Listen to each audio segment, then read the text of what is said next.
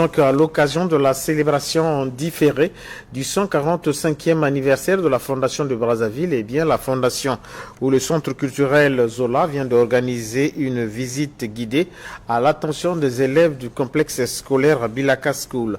Une journée, comme vous allez le voir, riche en découvertes et destinée à connecter la jeune génération aux racines de la capitale. On en parle avec Verlaine Djod et Udvarez Dabirem. Du voyage, c'est des blancs qui sont venus me voir. Cette activité a débuté au centre culturel Zola, point de départ d'un itinéraire chargé de symboles. La première escale a conduit le groupe d'élèves à l'école de peinture de Poto Poto, où ils ont eu droit à une visite guidée, découvrant les techniques et héritages artistiques de cette institution réputée.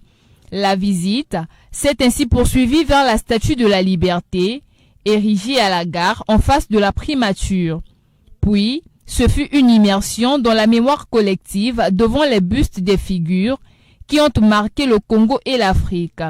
La journaliste Félicité Safou, le syndicaliste Leye Gaboka, le panafricaniste Kwame Nkrumah ou encore Edouard Noumazalaï, ancien Premier ministre, sont autant de noms et visages à retenir pour la mémoire collective des écoliers visiteurs.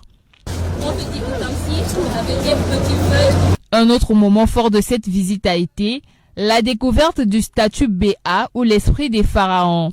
Cette œuvre, un tendon du gouvernement égyptien symbolisant les liens fraternels unissant les peuples congolais et égyptiens avant de chuter à la case de Gaulle. Les jeunes visiteurs ont partagé leurs impressions. J'ai retenu Alfred Raoul. L'école de peinture de Poto Poto, c'était pas d'abord pour faire de la peinture, c'était d'abord une école d'art. On a commencé à exposer des peintures. En fait, on a vu la Statue de la Liberté.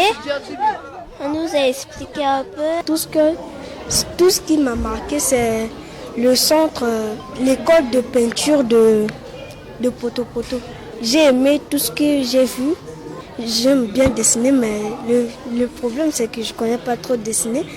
Et bien, ma passion, c'est le dessin. Alphonsine Diata, directrice du Centre culturel Zola, a souligné l'importance capitale de cette visite. Nous avons voulu commémorer les 145 ans de la fondation de la ville de Brazzaville.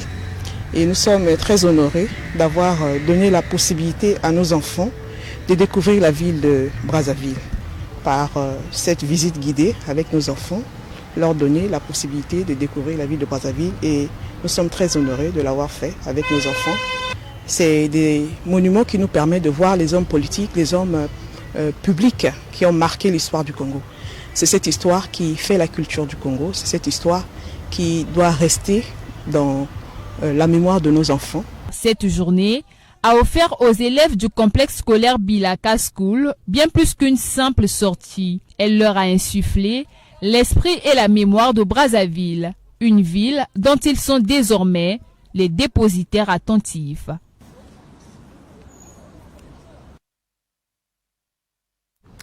Voilà, c'est par cette visite guidée au centre-ville de Brazzaville des élèves du complexe scolaire Bilaka School que nous refermons ce journal. Merci d'avoir été avec nous.